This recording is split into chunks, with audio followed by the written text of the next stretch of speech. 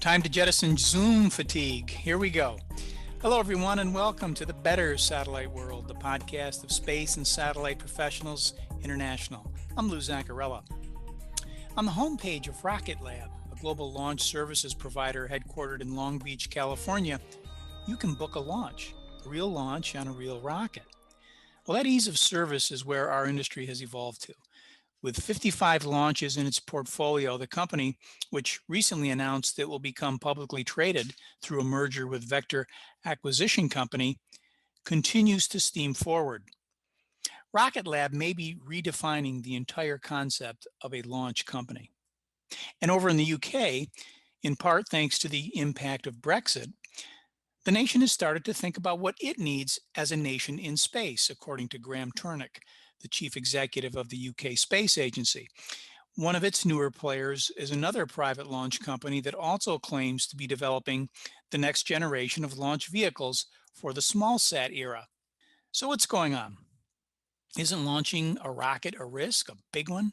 And yet here we are with companies that are doing it often, doing it well, and doing it in a way that is positioning a few to capture a share of a growing market. Fighting for market share may actually be the new risk in launching satellites. Well, welcome to another episode of Risk. In this series, we look at the many types of risks in the space and satellite industry and talk with the people who take them. Season 2 of Risk is sponsored by Kymeta, OneWeb Satellites, and Mansat. Additional support for the Better Satellite World podcast comes from EchoStar Hughes and Access Intelligence, and from the 3,000 members of Space and Satellite Professionals International and our chapters. Thank you, SSPI.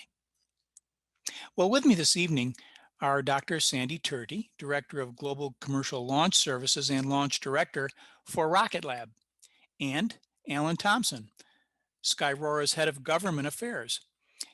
He's headquartered in Edinburgh, which of course is the capital of Scotland.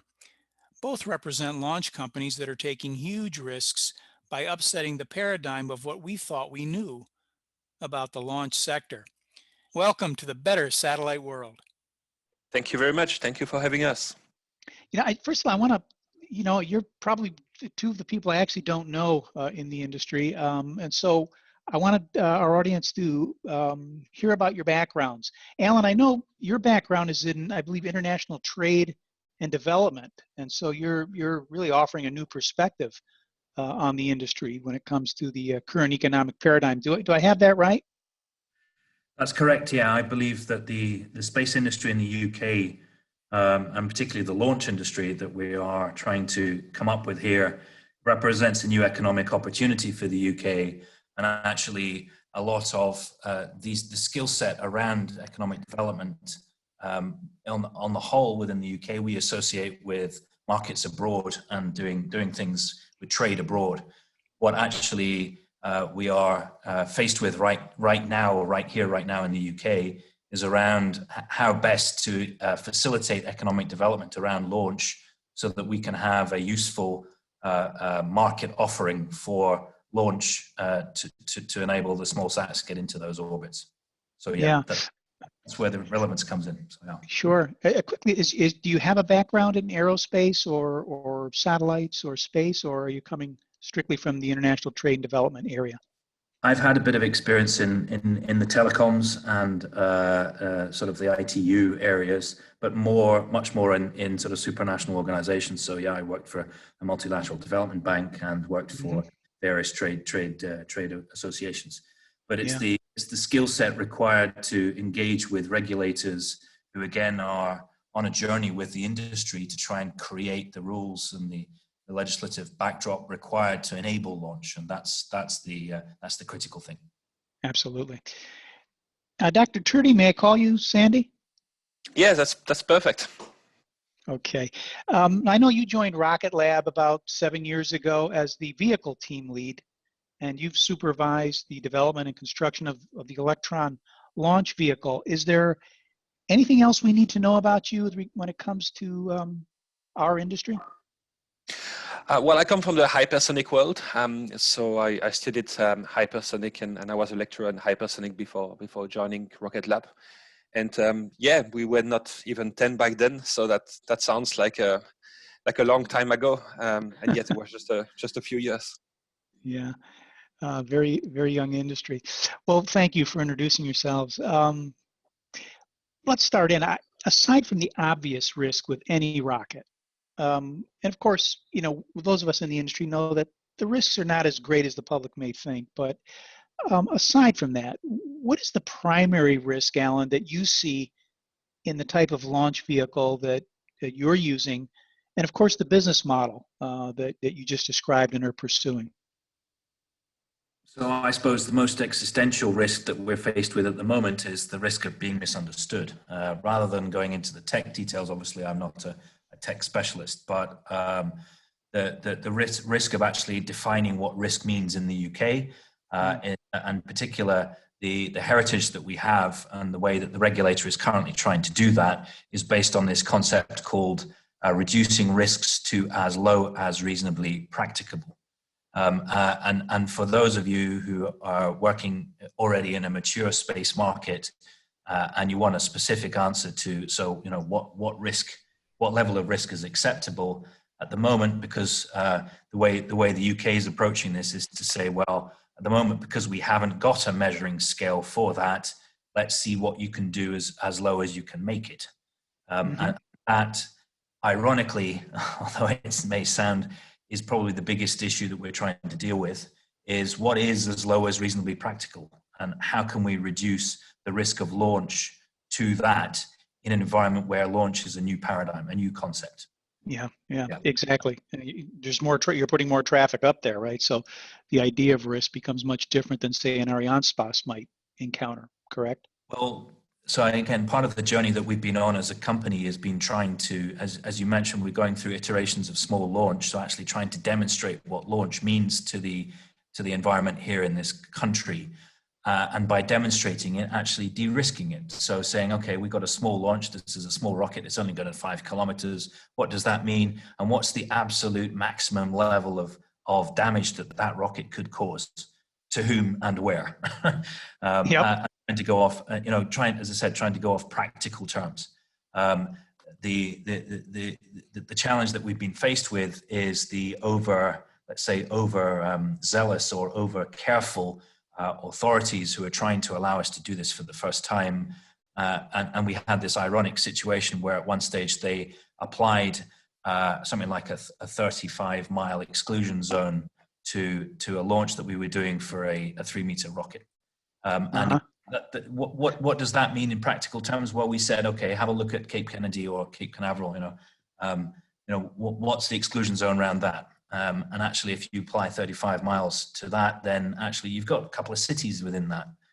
So we kind of went back to the UK regulator and said, do you really think that 35 miles is absolutely necessary?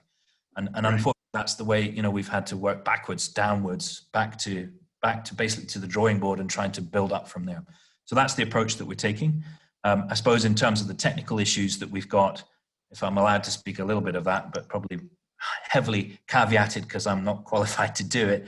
The technical issues we've got. We've got Sandy here to back you up. Well, okay, that's good.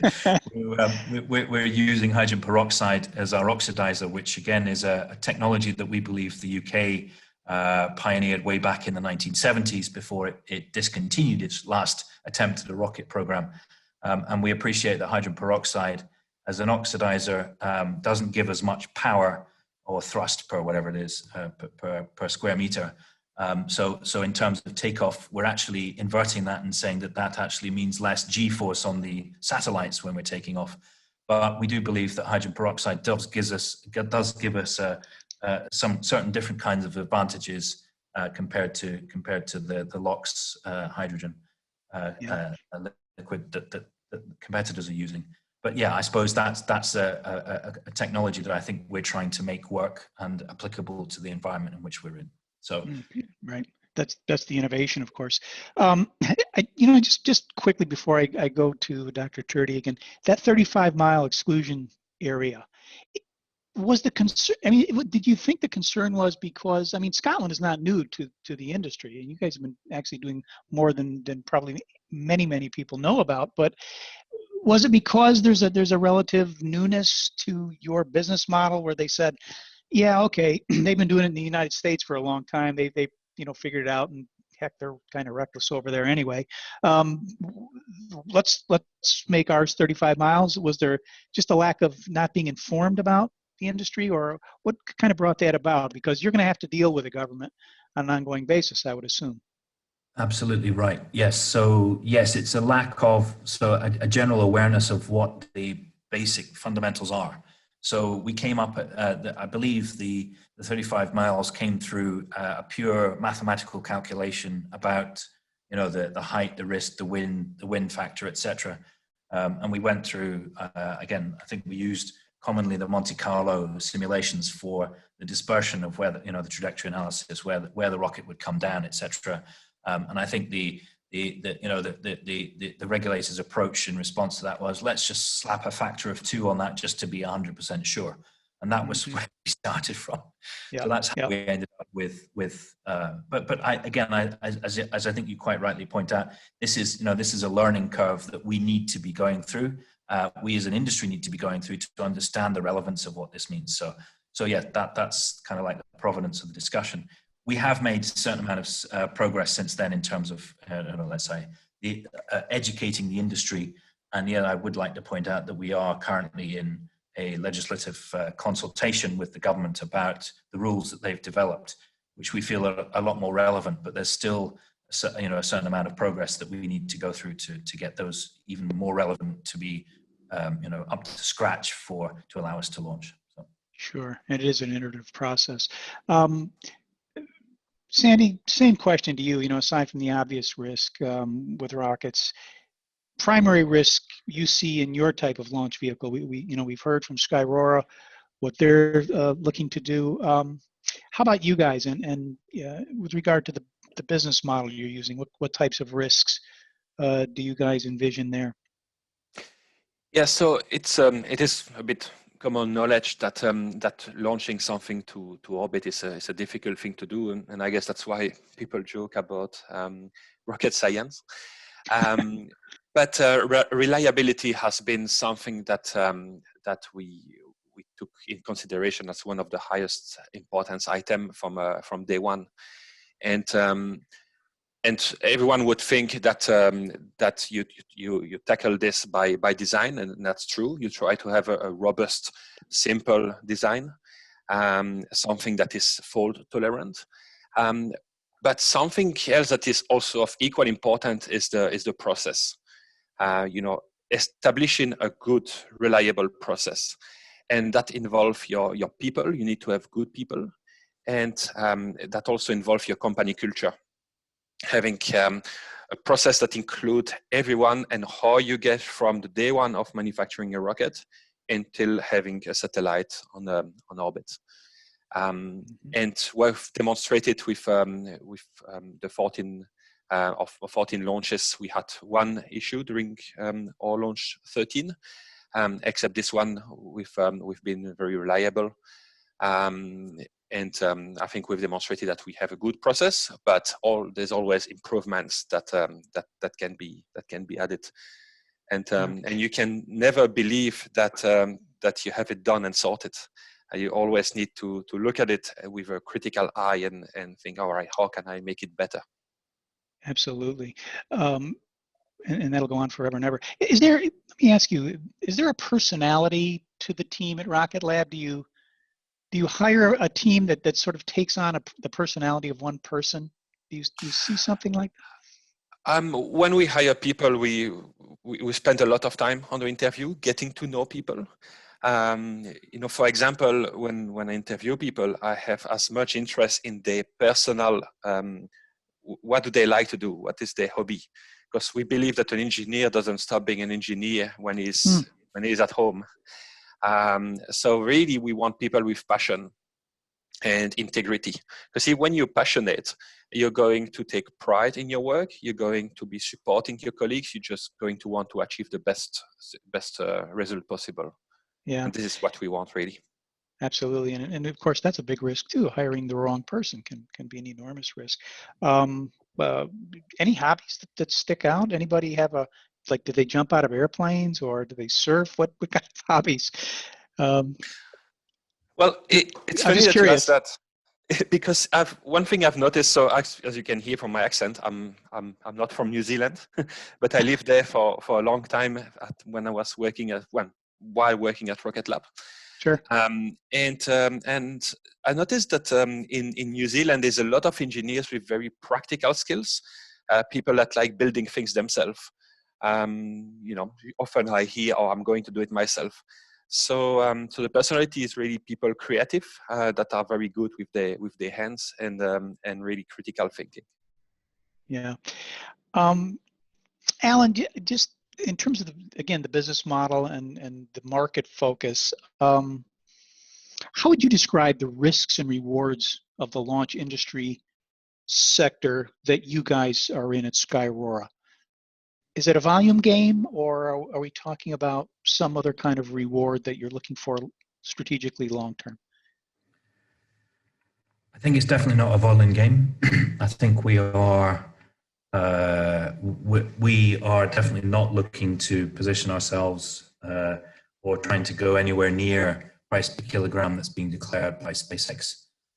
I think we are perceiving ourselves, and I would probably perhaps inspired by Sandy and Rocket Lab, but we're perceiving ourselves much more as the taxi ride to low Earth orbit.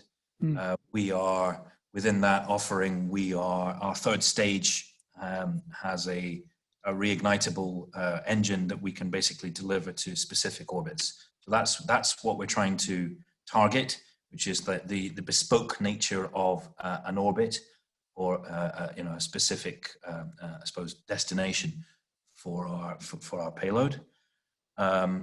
We believe that in general the UK, the launch market in the UK can actually complement that niche.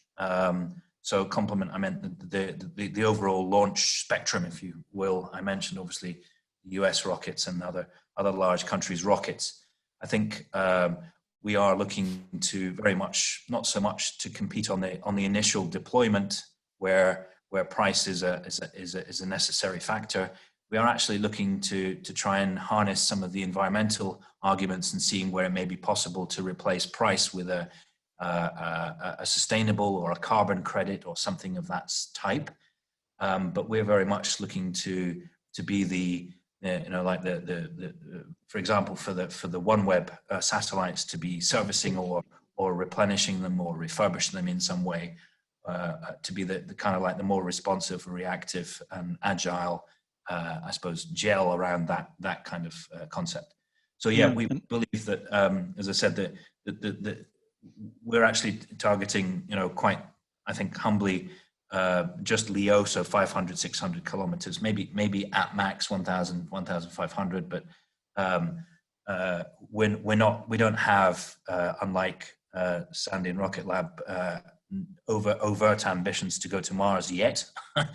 But yeah, we're quite happy to start by just providing access to low Earth orbit to the entire community in this country. And hopefully to Europe, and that's, I think, where it's a reasonable place to start from, I think. So yeah. I think so too. Sandy, I think you alluded to the failure of the in July, but you were back up successfully in 60 days, as I recall. That's unusual in this industry. I wanted to ask, though, what was it like emotionally and organizationally to have gone through that? It is unusual indeed, and I think this is a characteristic really of what we're calling the new space industry, which is you need to have the speed, the agility. You need to be able to be technically competent and provide the reliability that we discussed before, but you also need to have this responsiveness and being able to respond quickly to an issue like this. At Rocket Lab, we are very vertically integrated, which means that we have in-house experts on every aspect, and so that makes us very strong as a team when it comes to solving technical issues and problems like this one. From day one, when this happened, we were very disappointed, and we felt very sorry for our clients. But we start working hard toward resolution from day one. We collected data. We had a lot of data to analyze the problem. Very early, we realized what the issue was, and then we worked into implementing a solution. And I talked about the process before. Again, this was an important aspect. So we did both. We implemented a technical solution to the issue we've seen, and we implemented also a process solution. So you work at these two levels.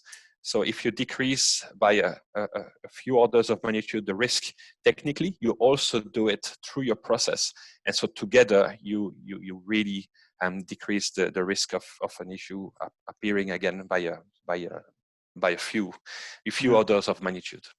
Yeah, it really is the ultimate exercise in critical thinking. And I think we always tell that to young people. You really solve problems. I mean, on both sides of the spectrum, and it's remarkable, especially as you're on a march toward another planet. It's very exciting. Not that failure is exciting, but failure is part of this business, and I think we tolerate risk probably better than most as a result. Alan, we're not far from 2021. But I want to ask you, what's it looking like for Skyrora? I mean, you've just laid out pretty methodically your business plan and your business case. What will success look like when we get into, say, the middle of 2021 for Skyrora? So, as I mentioned, I think we are still investing most of our efforts into educating the market and the government and the regulators around the concepts that we require to have as operational concepts to enable launch. We are, as a company, seeking every single opportunity to make that happen. So we've been going through an iteration of small launch. We had a successful launch actually from Iceland of a very small vehicle, so nothing comparable to Sandy's vehicles. We had a 3-meter launch vehicle, just a 2-stage from Iceland in mid-August. And we did that precisely because we wanted to demonstrate to the UK that there are other regimes out there who can enable things and make things happen slightly faster. We do appreciate that the UK is taking its time because it wants to come up with the appropriate and a UK grown solution rather than just copy pasting. But at the same time, we are very much pushing the commercial arguments. So in terms of what a success for us would look like in mid-2021, I think we're trying to finalize and get our suborbital vehicle launched. We actually did a vertical fire testing of that in May this year already and demonstrated that it's ready to go. If we're really lucky, we'll find the arguments required to get an experimental license or some kind of test regime to allow us to launch that before then. But I think it may not be until midsummer that actually takes place. Once we've got there, I think it will be only a small step to get into our orbital launcher. And I do hope at that stage that the regulations and the regulatory effort will be much more relevant to what we're trying to do, so that we can actually lead into orbital launch and get hopefully into a market situation with a full, as I said, regulatory regime and spaceports operational by early 22. Right, and by 2022, and that was the question I had. Okay, so we're not that far away. Sandy, same question to you. What will success look like in 2021 for Rocket Lab? Well, we want to keep increasing our launch frequency. This year we've been, if we forget about COVID, which is a big ask, we've been when we were not too affected by COVID, we've been launching at about once per month. So we want to continue consolidating that frequency and increase it in 2021. But really, we have a few exciting things coming next year. We expanding our offering to interplanetary missions, and that starts with our capstone mission to the moon. So in the first half of next year, we're launching a satellite around the moon. And really, we believe that our interplanetary offering or to geostationary is really transformational for the industry. We will be able to offer missions to the moon, to Mars or Venus at really for a time that has been unseen in the industry so far. We've also building another 2 launch pads, one in the USA, in Wallops Island, and another one in Mahia in New Zealand. Again, in the spirit of increasing the launch frequency. For us, the production stops when you are on orbit. And we will have very soon our first recovery mission when we recover the first stage of Electron. So a few exciting things coming for us this year. Yeah, a few. And the long-haul taxi service gets ready. Last question for both of you. Of course, the name of this podcast is The Better Satellite World. And if I were to ask each of you briefly what you personally and your company plan to do to make a better world, what would the answer be for the generation to come when you say, you know, this is what Daddy did, or this is what I did in my job, and this is how the world got better. Alan, I'll start with you. Thank you very much. I did sort of mention it earlier on, particularly with regards to Skyrora's concept around environmentalism and trying to swap out price for carbon credits or something like that. I do actually believe that the launch industry worldwide, and in particular the nascent launch industry that we have in the UK, is actually the best tool we've got to assist and supplement and make our environmental monitoring systems much better improved, enhanced, to come up with answering the questions that we're being challenged with by Greta Thunberg and other environmentalists worldwide, how we come up with better solutions to take care of our planet better. Space is the environment. Therefore, it makes sense from our point of view. One of the things that Skyrora is trying to do is actually to enable a paradigm change, particularly even around regulation, and say that actually, if we're going into space, actually, we need to start with the environment. We need to start with how we're doing it in a way that is not detrimental to our existing environment and will not have any further detriment to what's up there in our extended environment, i.e. in low Earth orbit. So yeah, we do believe in that passionately. Our founder also one of his little ditties that he likes to share is he wants to be able to help find the answer to the question of why people have gluten intolerance, because it is, I believe, known that there are different types of wheat that are grown in different parts of the world where people who are gluten intolerant can actually consume that. So the questions that we still don't have answers to today, we are seeking answers through the use of the means of space to be able to answer these questions. And I think that's the life transformational opportunity that we all have, those of us who are enabling access to low Earth orbit. So I think, yes, that's our bigger ambition, if I can say that. Yeah, and of course, we're finding that people who want to come into this industry, our future leaders, will be subscribing to that same philosophy. So even as a practical matter, in terms of recruiting talent, I believe that kind of thinking is critical. At least that's what we're hearing. Sandy, last word to you. How would you like to make a better world based on all the gifts that you've been given as a scientist and person who actually builds rockets and works with Rocket Lab, and leave behind a place that we can claim to be better? I totally agree with Alan. A clean use of space is very close to our heart as well.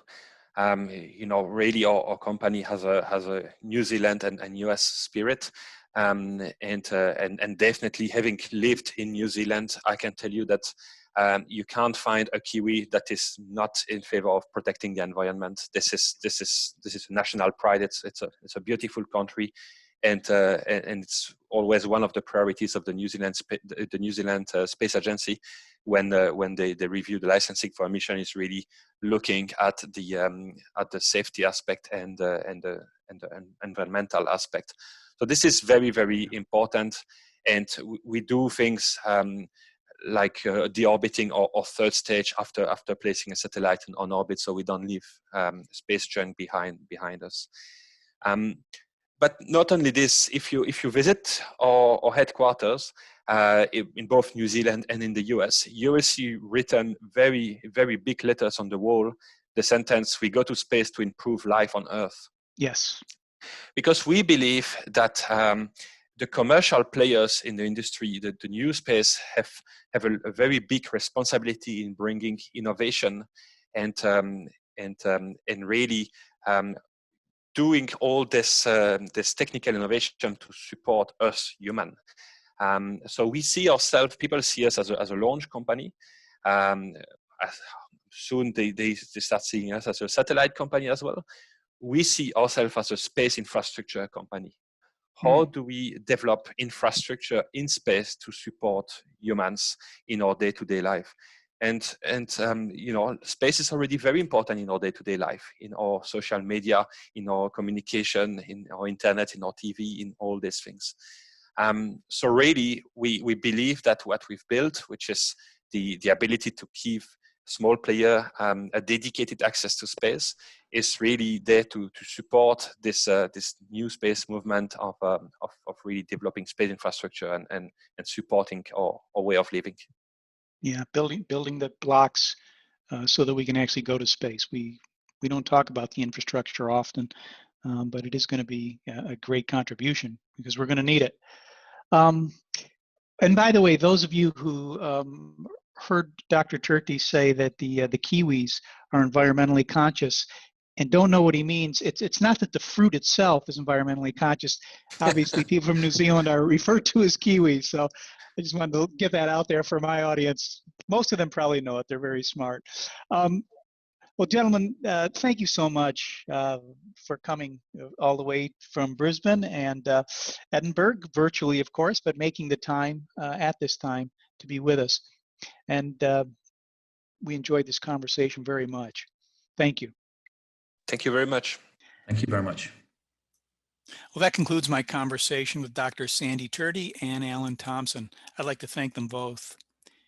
If you like this and other episodes of our Risk series, let us know by sending an email to agomez@sspi.org. For more information on Rocket Lab, visit rocketlabusa.com. And for more on Skyrora, go to skyrora.com. Season 2 of Risk is sponsored by Kymeta, OneWeb Satellites, and Mansat. Please thank them by doing business with them whenever and wherever you can. Thanks once again to our corporate members and the members of SSPI. To hear more podcasts like this, go to bettersatelliteworld.com. If you are not a member of SSPI and can't wait to join, go to sspi.org. If you're a student, your membership is free. And follow us on Twitter at SSPI and check us out on LinkedIn and Facebook. For Space and Satellite Professionals International and our producer, Ana Gomez, I'm Lou Zaccarella.